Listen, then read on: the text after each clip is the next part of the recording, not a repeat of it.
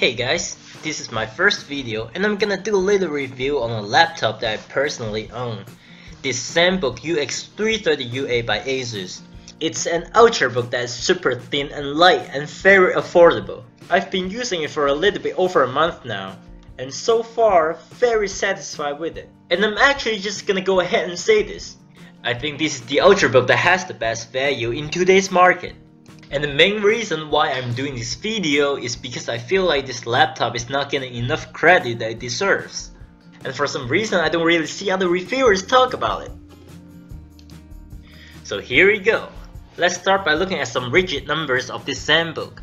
For $699, you get an Intel Core i5-7200U Kaby Lake processor, which is just perfect for everyday use. It can handle some multitasking and light video editing, which I've been doing on this laptop. And just to give you guys an idea of what level of multitasking it's able to handle, I'm having 9 tabs open on Google Chrome here, and 5 of them are YouTube videos that are playing. I also have 4 Chrome extensions running which are not showing here, and in the background I have a video editing software sitting idle. But still, the laptop runs very smoothly. This laptop also has 8GB of RAM, which again is more than enough for everyday use. An integrated graphics card which is capable of handling some very light gaming. For instance, I haven't tried myself, but I'm pretty sure it can play Overwatch at low setting. For other games, however, you could try looking up Intel HD 620 and put a game you'd want to play after.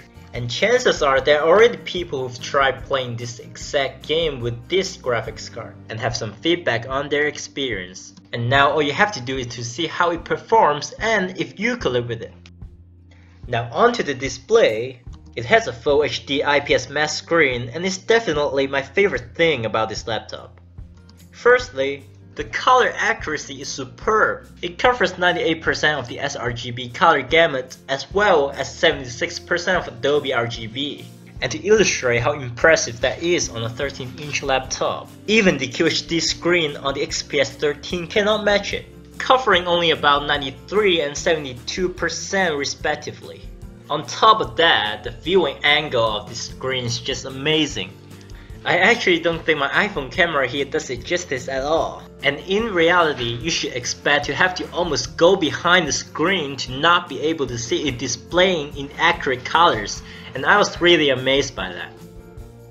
Now, ASUS also claims that it has 12 hours of battery life, and actually, it is pretty accurate. I did a little test on it the other day.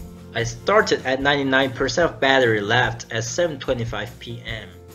Then I turned on the battery saver, enabled the ambient light sensor at the maximum brightness, and began to edit this video, and in the meantime browse the internet on Google Chrome with probably 3 to 5 tabs on. And about 4 hours later, there's 51% of battery remaining, and it's telling me that I should expect another 4.5 hours, which adds up to about 8.5 hours in total. But remember, I was editing videos and running some battery draining programs like Screen Recorder.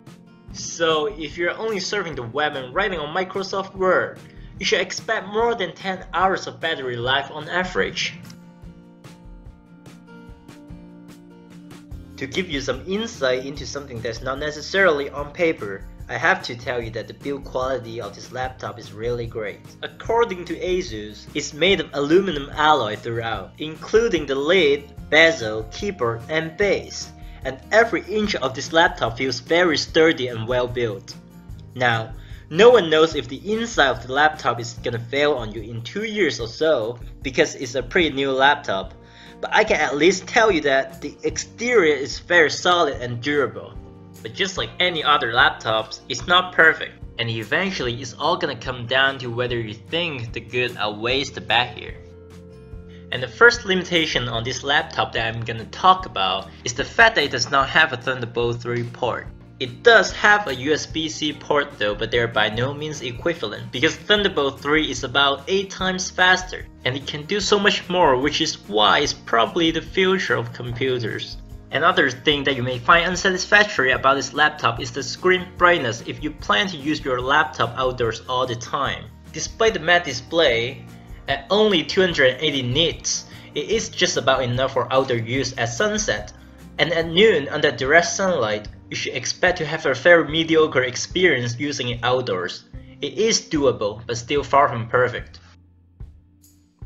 However, if this is a deal breaker for you, you need to ask yourself how often do you plan on using it outdoors and what other laptops are able to perform flawlessly under direct sunlight, and at what cost.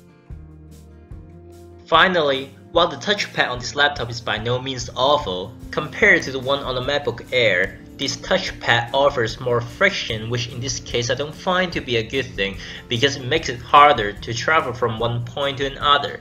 It is very responsive though, and so far I've had no lagging issues whatsoever with it. So, if you're looking for a laptop with specs like these, and if you're okay with stuff like these, then I really don't think you could go wrong with this laptop.